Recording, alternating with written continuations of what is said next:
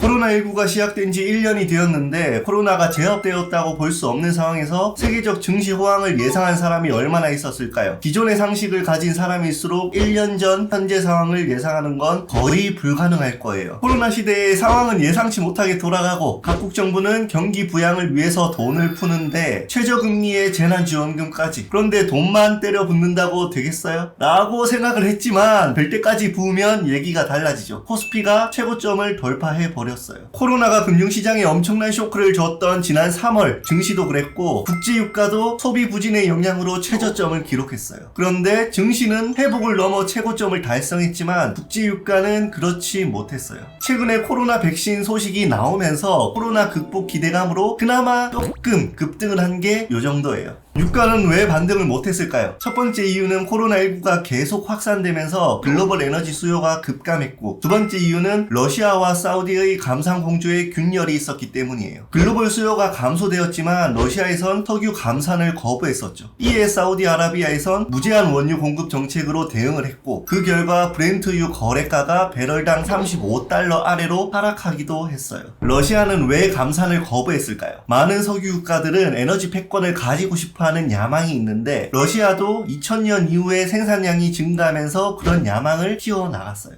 그런데 2010년 이후에 미국의 생산량이 폭발적으로 증가하면서 이에 미국 셰일가스 업체를 견제하기로 마음먹었기 때문이에요. 그래도 오펙에선 최근에 살아남겠다고 감산을 결정해서 그나마 최근에 요 정도 반등을 한 거죠. 이런 상황에서 정유사들은 위기를 맞이하게 되는데 여기서 의문이 들 수 있겠죠. 석유가 싸졌으면 정유사 입장에선 원재료 가격이 싸졌기 때문에 이득이 아니야? 정유사 정제 마진의 관점은 다음과 같습니다. 여기서 원유를 사서 정제까지 통상 2에서 3개월 걸리는데 이 기간 동안 석유 가격이 급변해버리면 40달러짜리 석유를 정제해놨더니 20달러가 되어버리는 마법이 발생하게 되는 거죠. 정유사들은 단기간 가격 변동 위험을 안게 되는 겁니다. 거기다가 정유사들은 원유를 상당히 많이 비축해 놓을 텐데 이 비축분의 가치도 떨어지게 되는 재고평가 손실도 봐야 되는 거죠. 이걸 원재료 투입 시차 효과, 레깅 효과라고 해요. 통상 배럴당 마진이 4달러는 남아야 되는데 이게 최근에 마이너스까지 갔었죠. 올해 실적이 정확히 어떻게 마무리될지는 모르겠지만 현재까지 대표 정유사의 영업이익을 봤을 때 2분기 기준 사상 최악의 영업 손실을 기록하고 있어요. 그래서 지금 어떻게 하고 있느냐? 첫 번째로 공장 가동률을 줄이고 있습니다. SK에너지나 현대오일뱅크는 공장 가동률을 15에서 30%가량 낮춘 상태라고 해요. 참고로 금융위기 때도 20% 이상 낮춘 적이 없다고 합니다. 그런데 이건 임시 방편으로 하고 있지 사업 환경을 개선시키는 근본적인 방법은 아니죠. 그래서 준비한 비장의 카드가 있는데 두 번째는 정유업의 현재 트렌드 탈정유입니다. 정유 부분이 힘들지만 비정유 부분에선 이익을 거두고 있죠. 최근 S-오일은 석유화학 복합시설에 5조 원을 투자했고 부가가치가 높은 비정유 부분 비중이 14에서 19%로 증가했어요. SK는 이노베이션을 통해 글로벌 배터리 시장을 잡기 위해 대규모 투자를 하고 있죠. 현대오일뱅크는 석유화학 제품 생산성을 높이는 HPC 프로젝트를 진행 중인데 2021년까지 설비 투자를 완료할 계획으로 플라스틱, 비닐 이런 게 석유로 만들어지는 거 다 아시죠? 연간 폴리에틸렌 75만 톤, 폴리프로필렌 40만 톤을 생산하겠다는 방침이에요. 그런데 여기서 짚고 넘어가야 될 게 있어요. 정유사들이 힘들다, 죽겠다 하면서 올해 5월 정유 4개사 대표들이 산업통상자원부 장관을 만나 정유사가 처한 상황을 설명하고 정부 지원을 요청했는데 결과가 어땠을까요? 니들은 고용유발 효과도 크지 않고 완전 철밥통이잖아 이러면서 거절이 됐어요. 맞아요. 얘들은 처음 맛보는 보릿고개죠. 지난해까지만 해도 조단위 영업이익을 낸 기업들이 지금 시장이 어렵다고 손 벌리는 건 엄청난 비판을 받아야 된다고 생각을 해요. 주변에 혹시 정유사 다니는 사람 본 적 있으세요? 지난해 직원들의 평균 연봉은 4개사 모두 1억 원이 넘어요. 정유사들이 공경에 빠진 건 맞지만 여러분의 세금을 쓰는데 자체적으로 먼저 허리를 졸라매는 그런 모습을 보여줘야 되는 게 맞지 않을까요?